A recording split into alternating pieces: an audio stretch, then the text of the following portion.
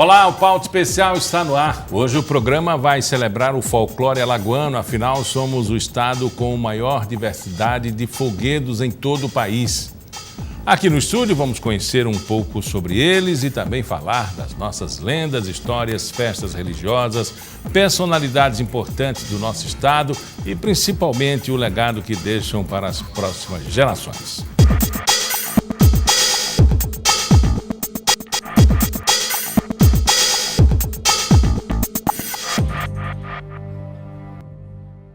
Natalinos, religiosos, carnavalescos.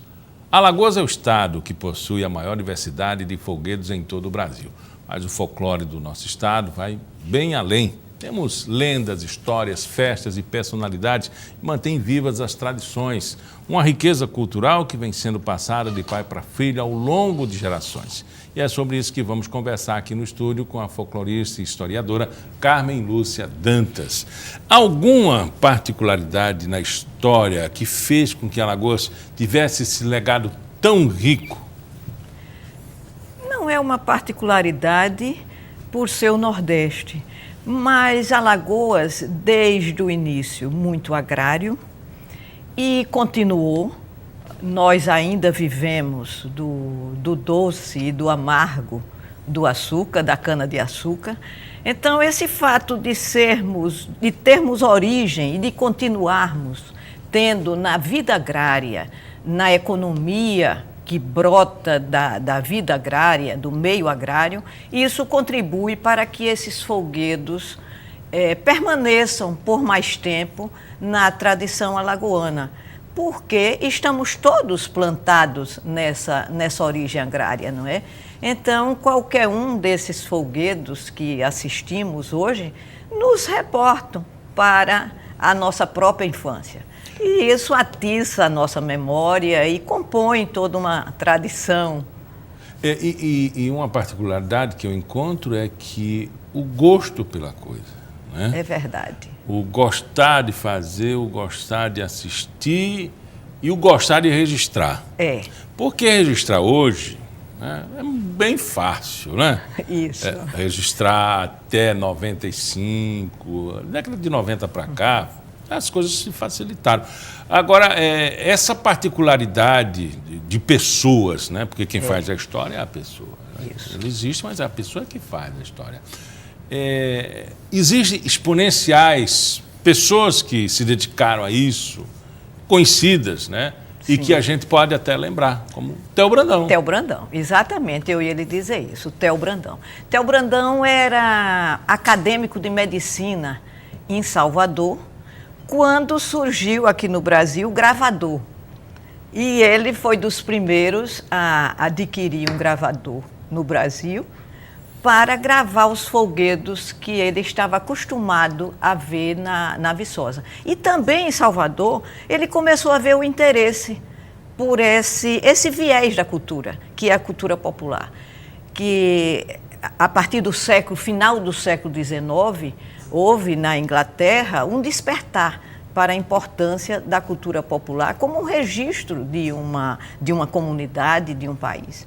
Então, no começo do século XX, esse hábito veio também para os pesquisadores do Brasil e Theo Brandão foi dos primeiros. Theo Brandão era um cara muito antenado, então era um fotógrafo também.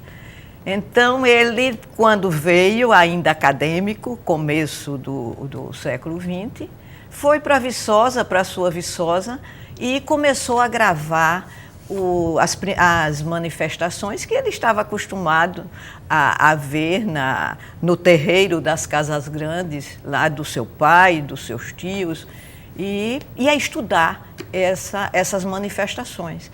Passou esse gosto para José Aloísio Vilela, seu primo, irmão, e também para o amigo José Maria de Melo, médico de Capela, mas que também morava em Viçosa, e eles, desde jovens, começaram a pesquisar. E dividiram mais ou menos as áreas de trabalho. Theo Brandão com os folguedos populares, Zé Maria de Melo com a linguagem, a literatura, José Aloísio Vilela, com o coco e a cavalhada, sobretudo, e José Pimentel do Amorim, que morava também na Viçosa, médico, começou a se interessar pela medicina popular. Com isso, formamos a Escola de Pesquisadores da Viçosa. E eles foi que plantaram a semente da pesquisa sobre as manifestações folclóricas. Eles conviviam com os produtores do folclore, que eram os trabalhadores da roça, eram os cortadores de cana, eram as pessoas que estavam ali no engenho trabalhando, e eles começaram a estudar. Então, a parte teórica do folclore alagoano surgiu a partir do estudo sobretudo desses 4 expoentes da cultura popular, do estudo da cultura popular, da pesquisa. Depois nós tivemos o professor Pedro Teixeira. Pedro Teixeira tem um trunfo muito grande que nós respeitamos muito. Pedro Teixeira trouxe essas manifestações para as escolas. Então, foi uma forma de preservar através das escolas. Ele era professor e aí ele trouxe as manifestações. Era professor de francês. Trouxe, naturalmente, que a quadrilha, puxada mesmo no francês, não é? Ele era professor.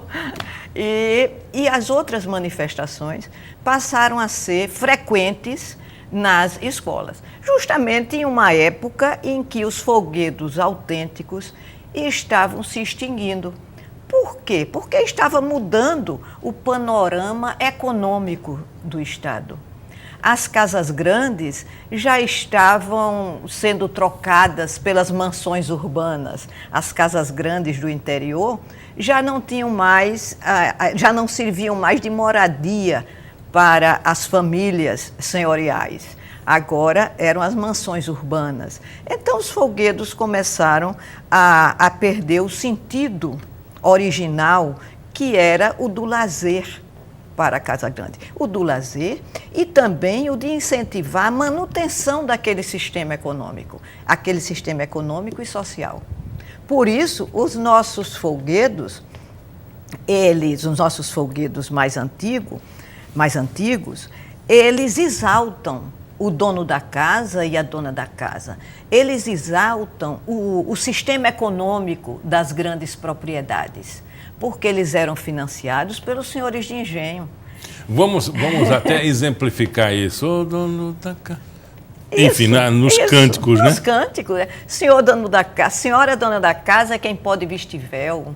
Abaixo de Deus do céu, só o Senhor dono da casa. Então havia toda uma apologia da família senhorial, porque os figurantes faziam parte daquele sistema social e econômico. Uhum. Né? E lembrando assim, um por um, ele conta toda uma trajetória histórica do povo brasileiro. Exatamente. Mas a partir dos seus ancestrais. Dos ancestrais. A formação da miscigenação. Isso. E essa mistura de etnia que tanto nos caracteriza está muito presente nos folguedos. Às vezes a gente fica até na dúvida se o folguedo é de origem portuguesa ou de origem africana, ou de origem indígena, porque há uma simbiose perfeita dessas 3 etnias que já hoje nos confundem. E nas personagens mascaradas também, né? Também. Mulher trocando papel, fazendo papel de homem. É muito, muito frequente essa brincadeira, não é, que leva, sobretudo no carnaval, é a máscara. Onde tem até um poema muito bonito do Fernando Pessoa que fala nessa questão da máscara, do aplicar a máscara. Não é? Vamos lembrar de alguns folguedos que são alagoanos, porque às vezes a pessoa, hoje em dia, faz uma apresentação folclórica e você fica, não, será que esse é alagoano? Qual é o que é o alagoano? Né? O coco é alagoano, mas esse coco que está sendo dançado aí não é o original, né? Assim. O bonito disso, o fascinante, é que É difícil você separar o que é de Alagoas do que é de Pernambuco e do que tem no Nordeste. Se você for comparar os folguedos, a cultura popular do Nordeste, com a cultura popular do Sul, por exemplo, há uma distância, porque há uma distância histórica também. Há uma distância na própria formação humana na própria paisagem humana dessas duas regiões. Mas, para você dizer um folguedo que é genuinamente alagoano, eu até me arrisco e lhe digo que é o guerreiro. Mas o guerreiro, por sua vez, ele veio do reisado, que, por sua vez, veio da folia de reis. Então, há uma modificação com o tempo. Eu digo que o guerreiro é alagoano porque, no 4º centenário de São Paulo, o guerreiro da Viçosa, o reisado da Viçosa, foi convidado para se apresentar. E, nessa ocasião, e se apresentar em São Paulo era um fato inédito. Sair de Alagoas um reisado. E José Aloísio Vilela foi quem organizou esse reisado para ir se apresentar no 4º centenário de São Paulo. E esse reisado, ele teve uma vestimenta mais elaborada. Ele levou para São Paulo chapéus em forma de igreja. Toda essa elaboração fez com que o reisado da Viçosa tivesse um brilho especial na festa do 4º centenário. E lá eles chamavam, esses alagoanos são os guerreiros. E o nome ficou. Quando voltou para Viçosa, Zé Aloísio disse, vamos fazer agora também o guerreiro com essa indumentária mais elaborada, esses cantos mais quentes, esse trupé mais quente. E aí nós ficamos com o reisado e ficamos com o guerreiro. O reisado que é característico de vários estados. No próximo bloco a gente continua o bate-papo aqui com a historiadora, folclorista e museóloga Carmen Lúcia Dantas sobre a cultura alagoana. Até já.